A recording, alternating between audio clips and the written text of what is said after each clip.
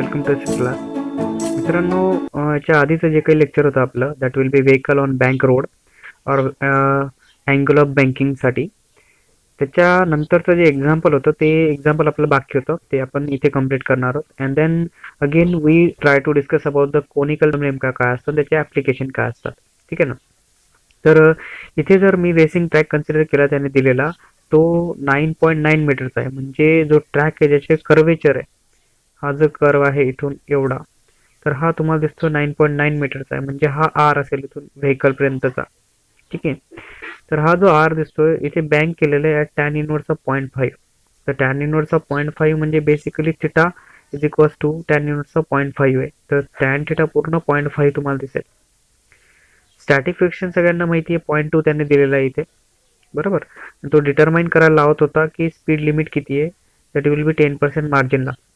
म्हणजे maximum speed जर असेल तर त्याच्यापेक्षा 10% कमी, आणि जर मिनिमम स्पीड असेल तर त्याच्यापेक्षा 10% जास्त. ठीक आहे. तर दोघांसाठी जर मी कॅल्क्युलेट केलं तर पहिले मला व्ही मिनिममचा फॉर्म्युला लागेल ना. तर व्ही मिनिमम असतो आपला R g tan theta minus mu s upon 1 plus mu s tan theta. तर जर मी फॉर्म्युला यूज केला, आर जीला पुट केलं, आणि हा जो 10 आपण कन्सिडर केलेला आहे, म्हणजे this one is acceleration due to gravity, आपण ऑब्झर्व कन्सिडर केलेला आहे की 10 मीटर पर सेकंड स्क्वेअरचा असेल.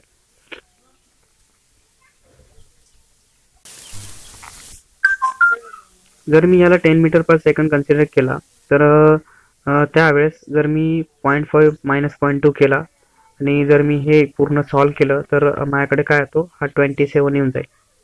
तर हा 27 म्हणजे 5.196 मीटर पर सेकंड स्क्वेअर तुम्हाला दिसेल.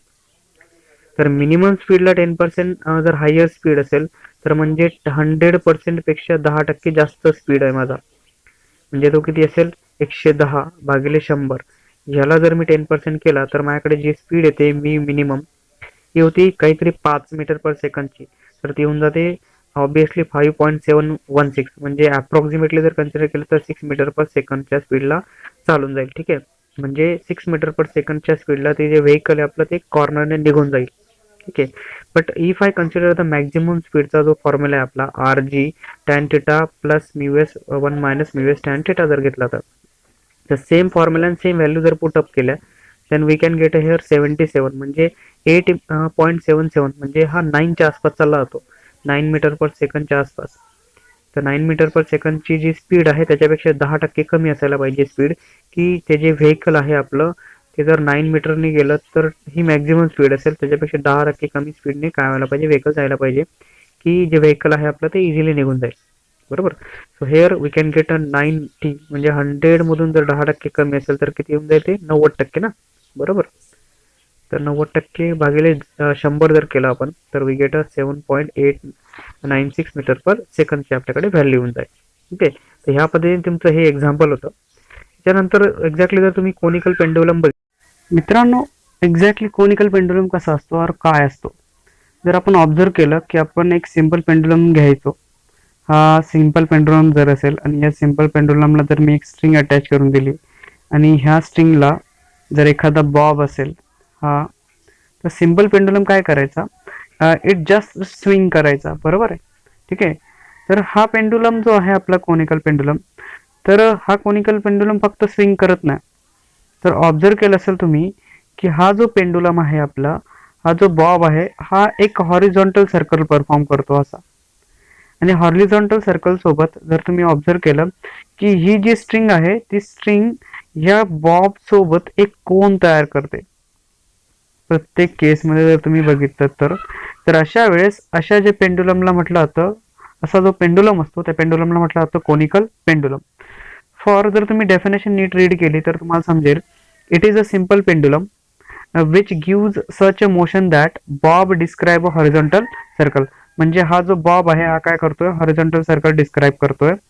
अँड अ स्ट्रिंग डिस्क्राईब अ कोन, म्हणजे ह्या स्ट्रिंग मध्ये काय फॉर्म होतोय, कोन फॉर्म होतोय. तर असा कोन जर तुम्ही ऑब्झर्व केला तर आता इथे ऍक्च्युअल बॉब जर हा असेल इथे, तर जेव्हा तो सर्क्युलर मोशन परफॉर्म करतो ना, म्हणजे कोनिकल पेंडुलम जेव्हा हॉरिझॉन्टल सर्कल परफॉर्म करतो त्यावेळेस तो काहीतरी फ्लाईट वरती येऊन जातो. म्हणजे ऍक्च्युअल लेंथ ही एच होती, पण जेव्हा तो फिरायला लागला त्यावेळेस त्या कोनमुळे इथे त्याची जी ही जी स्ट्रिंगची लेंथ झाली ती एल होऊन जाते. आणि ऍक्च्युअली होती एच, बरोबर, इथे जेव्हा होता त्यावेळेस, म्हणून इथे लिहिला गेलाय एच आणि हा लिहिला गेलाय एल. तर ऑब्विसली तुम्हाला माहिती आहे की जर टेन्शन ऑन द स्ट्रिंग, म्हणजे आता जर हा बॉब अटॅच असेल याच्यावरती, तर ह्यामुळे काय होत असेल, हा बॉब काय करतो, याच्या मासमुळे, म्हणजे याचा जो काही वेट असेल mg, याच्यामुळे या टेन्शन, ही जी स्ट्रिंग आहे याच्यावरती काय येत असेल, एक टेन्शन येत असेल. ठीक आहे, पण हे टेन्शन कसं आहे, ऍट सर्टन अँगल आहे. तर हा अँगल कुठला असतो, जर हॉरिझॉन्टल सोबत मी कन्सिडर केला तर हा अँगल थिटा येतो. म्हणजे हा जो अँगल थिटा आहे तोच अँगल इथे पण येतो थिटा. कसा, म्हणजे जर तुम्ही ऑब्झर्व केलं की हा एच आहे, एच ची जी लाईन आहे आणि ही लाईन आहे आपली व्हर्टिकलची, जिथे बॉब तुम्हाला अटॅच दिसतोय इथला. ठीक आहे, तर इथून ही जी लाईन मी काढतोय, ह्यामुळे काय होतं, हे दोघं एकमेकांना पॅरलल आहेत. इथे जो अँगल थिटा आहे तोच अँगल काय असतो, थिटा आहे. म्हणजे अल्टरनेट अँगल कसे झेड शेप तुम्हाला दिसत असतील. ठीक आहे, पॅरलल लाईनच्या मधले. तर म्हणून इथे जो अँगल असतो, हा जो अँगल, तोच अँगल यांच्यामध्ये पण असतो. तर आता एक काम होतंय की हा जो टी कॉस थिटा आहे, म्हणजे आता म्हणजे काय की ह्याला मी दोन फोर्सेस मध्ये, टेन्शन टी ला मी दोन कंपोनंट्स मध्ये रिझॉल्व्ह करतो. एक व्हर्टिकल कंपोनंट जो टी कॉस थिटा आहे आणि दुसरा आहे that will be a T sine theta, जो हॉरिझॉन्टल कंपोनंट आहे. मग ह्याच्यामधला जो टी कॉस थिटा आहे ना, हा काय करतोय, वेटला बॅलन्स करतोय बॉबच्या, आणि दुसरा टी साइन थिटा हा सेंट्रीफ्युगल सारखा बिहेव करतोय. सॉरी, इट्स अ सेंट्रीपिटल, बरोबर आहे. कसा, mv²/r च्या बरोबर. तर मग जर मी ह्या दोघांना ऑब्झर्व केलं आणि त्यांना लिहिलं, तर t cos theta is equals to mg, t sine theta is equals to mv²/r. Then दोघांना जर इक्वेशन 2 ला जर 1 ने डिवाइड केलं तर मला हे दिसेल की T sine theta, T T तर कॅन्सल होऊन जाईल आणि T sine theta upon cos theta काय होऊन जाईल, टॅन थिटा असतो आपला ना. तर ह्यामध्ये बी mv²/r अपॉन mg, तर m इथला पण कॅन्सल होऊन जाईल, तर होताना v²/rg होऊन जाईल. ठीक आहे, तर v²/rg आपल्याला माहिती आहे की मी हा जो सर्कल आहे, ऍक्च्युली हॉरिझॉन्टल सर्कल जर परफॉर्म करत असेल तर बेसिकली तो काय, अँग्युलर वेलोसिटी ओमेगाने फिरतोय. ठीक आहे, कशाने फिरतोय, अँग्युलर वेलोसिटी ओमेगा. पण आपल्याला माहिती की जी लिनियर वेलोसिटी येतली ती कशी असते, आर ओमेगाच्या बरोबर. ठीक आहे, म्हणजे आता हा जो आर जी आहे तो मल्टिप्लायचा आपण डिवाइड करून ठेवलेला आहे, बरोबर. तर v² जो आहे तो काय करून देईल, v is equals to r omega करून देईल. आता आर ओमेगा म्हणजे ह्याचा स्क्वेअर करून देईल, तर काय, r² ओमेगा स्क्वेअर होऊन जाईल. ठीक आहे, r² ओमेगा स्क्वेअर. तर r² ओमेगा स्क्वेअर काय असेल, आर जी टॅन थिटा. तर बेसिकली हा आर आणि हा एक आर जर कॅन्सल केला तर r omega square is equals to g tan theta होऊन जाईल आपल्याकडे. मग हा जो जी टॅन थिटा आहे त्याची अँग्युलर वेलोसिटी ओमेगा किती असेल बरं, basically omega is equals to under root of g, जर मी हा काढून घेतला तर जी अपॉन आर टॅन थिटाच्या बरोबर आहे, बरोबर. म्हणजे हा जो अँग्युलर वेलोसिटी त्याची किती आहे, angular velocity omega square is equals to g upon R tan theta, म्हणजे omega is equals to under root of g upon R tan theta. हा जो बॉब आहे तो काय, हॉरिझॉन्टल सर्कल मध्ये जेव्हा फिरतोय तर त्याची अँग्युलर वेलोसिटी एवढी असेल, under root of R g tan थिटाच्या बरोबर. But when we calculate a time period of a conical pendulum, time period म्हणजे कसं आहे की हा बॉब जर इथून स्टार्ट होतोय सर्कलमध्ये फिरायला, तर परत यायला लागणारा टाइम इथपर्यंत त्याला म्हणतात टाइम पिरियड. ठीक आहे, तर हा टाइम पिरियड म्हणजे एक सर्कल कंप्लीट करायला, ठीक आहे, एक रिव्हॉल्युशन कंप्लीट करायला लागणारा वेळ काय असेल, टाइम पिरियड असेल कोनिकल पेंडुलमचा. तो कसा असतो, omega upon 2π, omega is equals to 2π upon टीच्या बरोबर. 2π म्हणजे ऍक्च्युअली ते 360 डिग्री फिरण्यासाठी लागणारा टाइम t1, म्हणजे अँग्युलर वेलोसिटी ओमेगा काढून देईल. हा काय, थिटा आहे, बरोबर. अँग्युलर डिस्प्लेसमेंट अपॉन टाइम काय असतो, अँग्युलर वेलोसिटी असतो ना. ठीक आहे, सो दॅट हा जो रिक्वायर्ड टाइम तुम्हाला दिसेल. मग अशा वेळेस जर मी ओमेगाला रिप्लेस करून घेतलं, ओमेगा स्क्वेअर काय होता, 2π upon t1 square g upon R tan theta जर करून दिलं, तर मला दिसतोय की 2π upon t1 is equals to under root of R g tan theta होऊन जाईल, बरोबर. तर हा टी तर डिवाइड आहे, मल्टिप्लाय, आणि हा मल्टिप्लायचा डिवाइड करून घेतला, म्हणजे 2π upon under root of R g R upon tan theta होऊन जाईल. तर g R upon tan theta, t1 किती होऊन जाईल आपल्याकडे आता, बेसिकली हा जो t1 असेल तो किती आहे, 2π, हा रेसिप्रोकल करून दिला ना, R upon g tan theta. ठीक आहे, R upon g tan theta, R upon g tan theta हा आपल्याकडे येऊन जाईल रेसिप्रोकल केल्यानंतर ना. हा अपॉन आर, जी अपॉन आर होता त्याचा आर अपॉन जी केला आपण, म्हणजे हा t1 होऊन जाईल. म्हणजे रिक्वायर्ड टाइम पिरियड काय आहे, फ्लाइट टाइम पिरियड म्हणतात त्याला, टाइम ऑफ फ्लाइट. याचा अर्थ जर हा बॉब आहे ना, तर ह्याला फ्लाईट व्हायला म्हणजे इथून त्याचा जो ओरिजिनल ही जी जागा होती तिथून त्याला इथपर्यंत फ्लाईट होण्यासाठी लागणारा टाइम काय असेल, हा T1 असेल. That will be 2 pi under root of R upon g tan थिटाच्या बरोबर आहे. जर तुम्ही ऑब्झर्व केलं की साइन थिटा जो असतो ना आपला, तो आर अपॉन एल म्हणजे अपोजिट अपॉन हायपोटेनियस असतो. अपोजिट अपॉन हायपोटेनियस म्हणजे थिटाला जर तुम्ही इथे बघितलं, तुम्हाला दिसत असेल की हा थिटा आहे. थिटाच्या अपोजिटला काय रेडियस आहे, दिसते ही थिटाच्या अपोजिटला ही रेडियस आहे. ठीक आहे, अपोजिट अपॉन हायपोटेनियस कुठली एल आहे.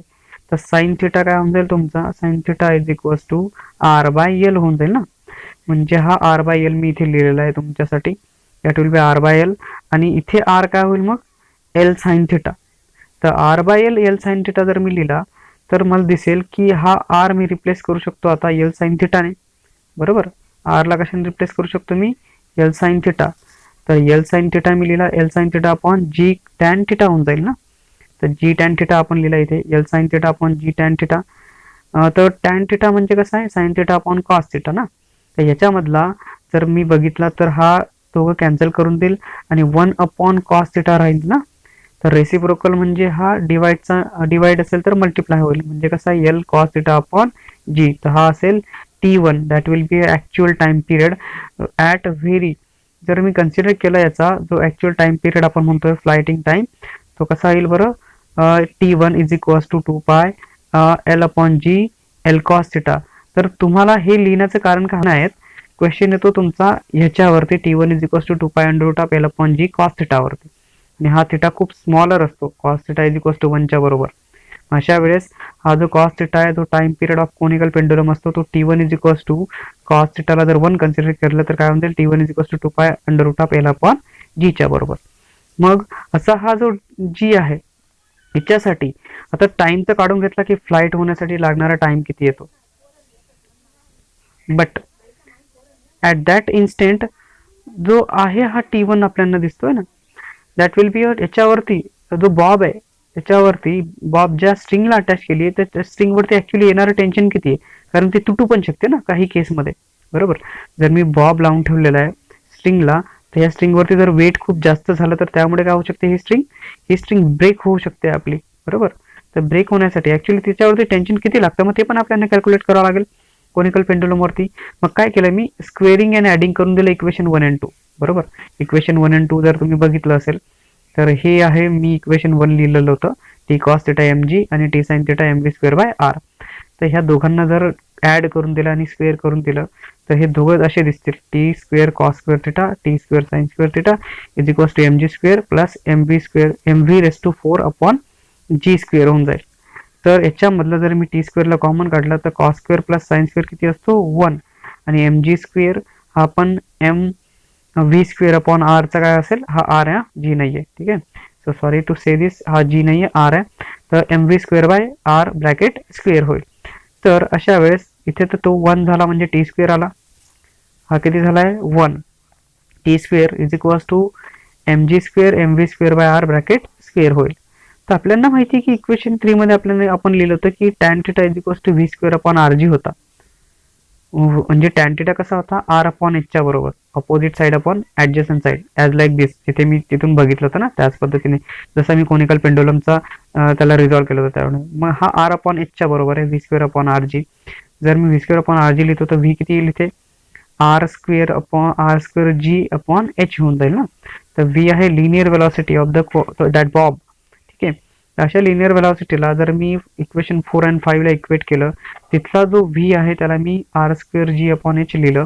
तर अशा वेळेस that is t square is equal to m g square plus m v square m square g square upon r square. ठीक आहे, m square g square m square हा square करून दिला, आर स्क्वेअर तर कॅन्सल होऊन जाईल obviously नंतरच्या केसमध्ये, जी स्क्वेअर हा राहून जाईल. तर काय राहणार आहे, t square is equal to m g square 1 plus r upon h bracket square.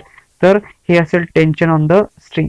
बरोबर, ऍक्च्युली हा जर टी स्क्वेअर मी काढून घेतला तर हा टी स्क्वेअर रूटचा कॅन्सल करून दिलेला हा आणि हा, तर राहणारे हा फक्त इकडचा 1 प्लस आर अपॉन एच. तर तुम्ही ऑब्झर्व केलं ना की हा कोनिकल पेंडुलम आपण इथे डिराईव्ह का बरं केला, तर अशा बऱ्याच केसमध्ये म्हणजे जेम्स वॅटचं जे स्टीम इंजिन होतं त्याच्यामध्ये यूज होणारे जे गव्हर्नर्स होते त्यांच्यामध्ये कोनिकल पेंडुलमचा ऍप्लिकेशन होता. परत अम्युजमेंट राईड्स तुम्ही बघितले असतील.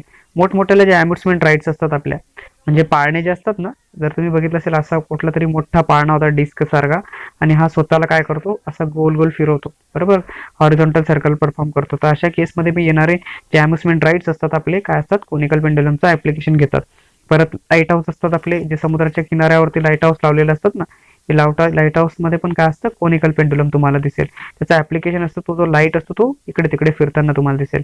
अदरवाईज इक्वेटोरियल जे टेलिस्कोप्स असतात आपले, मोठमोठाले टेलिस्कोप जे इक्वेटोरियल वरती लावले असतात, ते पण कसे that will be a conical pendulum सारखे बिहेव करताना तुम्हाला दिसतील. म्हणजे हा कोनिकल पेंडुलम अशा बऱ्याच ठिकाणी यूज केला जातो. ठीक आहे ना. हे तर होतं आपलं that will be a conical pendulum, आणि काही एक एक्झाम्पल होतं, मी तुम्हाला ते सॉल्व्ह करून दिलं. पुढच्या लेक्चरमध्ये me that will be a जे व्हर्टिकल सर्कल असतं, व्हर्टिकल सर्कलवरती येणारे टेन्शन्स आपण त्याच्यावरती बोलू. ठीक आहे ना. तर please again I will be request you that like, share and subscribe our channel.